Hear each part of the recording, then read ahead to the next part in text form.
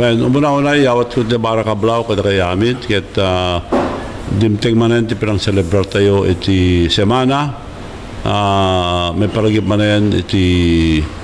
panakatay ket pinagumungan ni Apo Jesus ket sapay ko ma tahantay nga malipatan iti pamati tayo ket ni Apo Dios babayen ti parang lagip tayo tinaglabas ket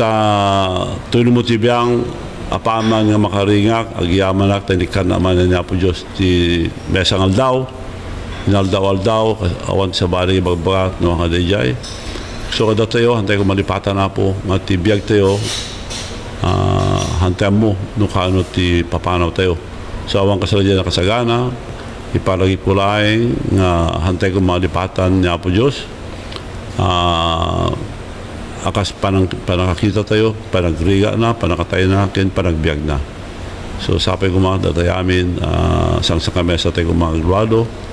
ken ni Apo Diyos regardless no sino ti Diyos yun may mesa Diyos Apo